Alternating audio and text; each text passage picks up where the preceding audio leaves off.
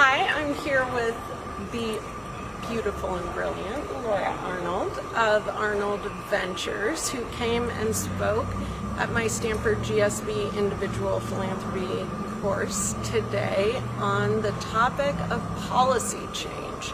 Changing minds, changing laws, changing regulations.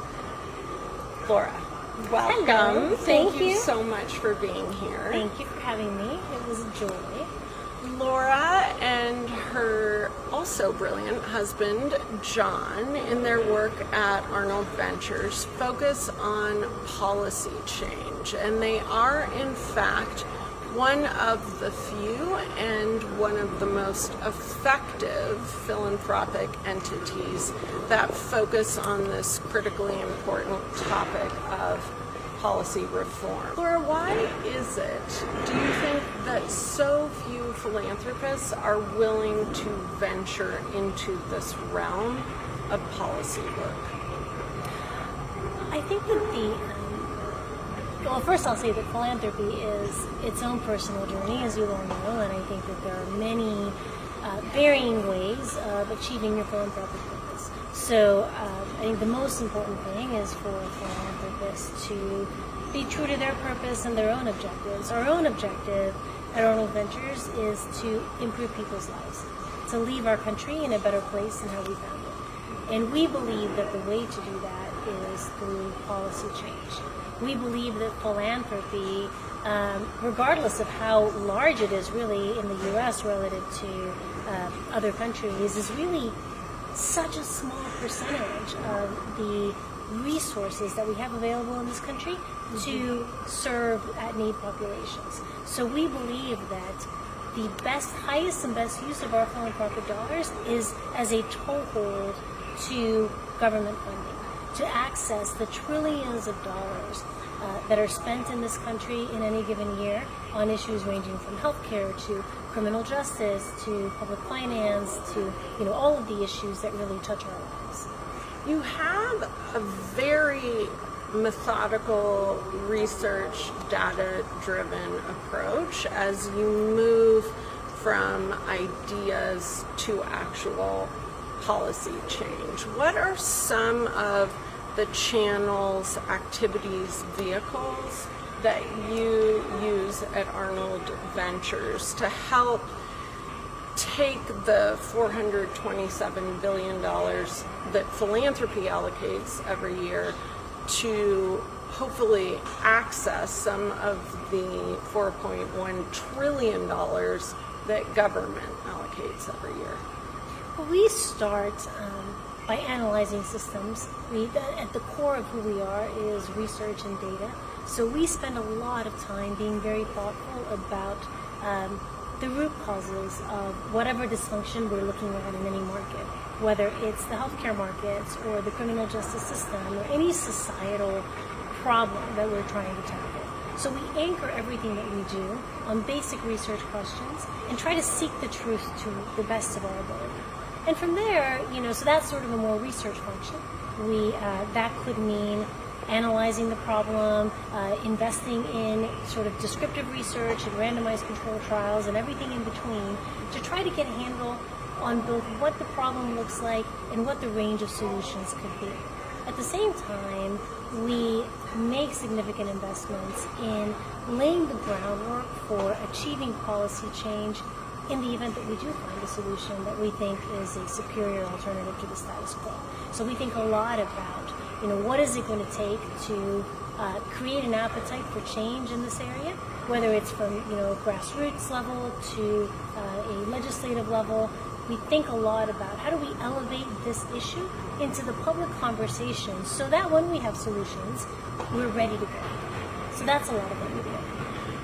One of philanthropy's greatest challenges is how do we measure the impact that we're having? And one of the challenges that policy change philanthropy has that you spoke so eloquently about in class today is that once you actually do enact a policy change, you will likely still be going up against opposing forces, including the individuals who benefit from perpetuating the systemic inefficiencies or fractures in the first place. So how do you wrap your head around measuring success? I think it's a very tough question when your ultimate goal is policy change, because the metrics,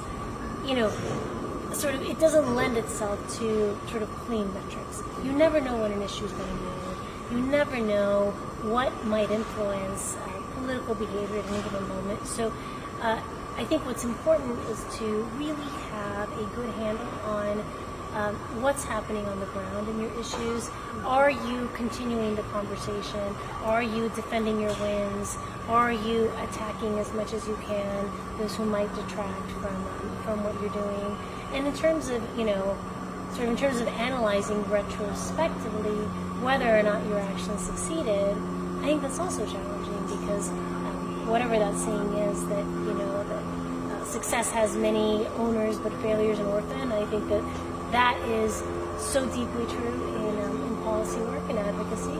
So if you look at any policy win, in recent memory, you will find lots and lots and lots of groups that take credit, but nobody will say, oh no, we really dropped the ball on this, and this is why there was a setback. So I think that I think it's incumbent on the philanthropist to really keep an ear to the ground and understand what is the pulse of the issues that we care about, and how can we maintain a presence so that we can move these issues forward.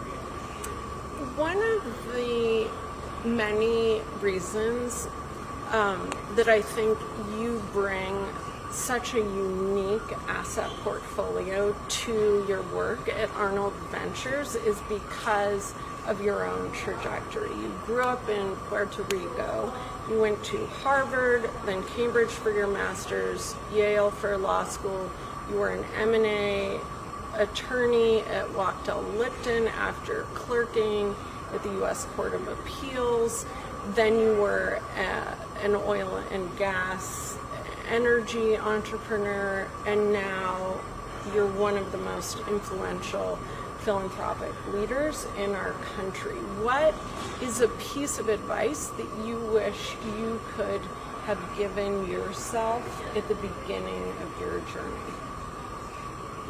I guess I'd say the best advice I could have given myself was to embrace uncertainty and to understand that no path to any kind of success is linear, and it's not going to look like anything you were expecting when you first embark on whatever you think your trajectory is. And I think that if you spend so much time charting out your course, you are highly likely to miss really incredible opportunities that will take you places that would be even better than anything that you envisioned. So my best advice to myself would have been to embrace that uncertainty and be willing to take risks and be willing to go where my heart would guide me, which is ultimately where I ended up. Beautiful. I love that. Thank you. And I love you. Love you. Thank you.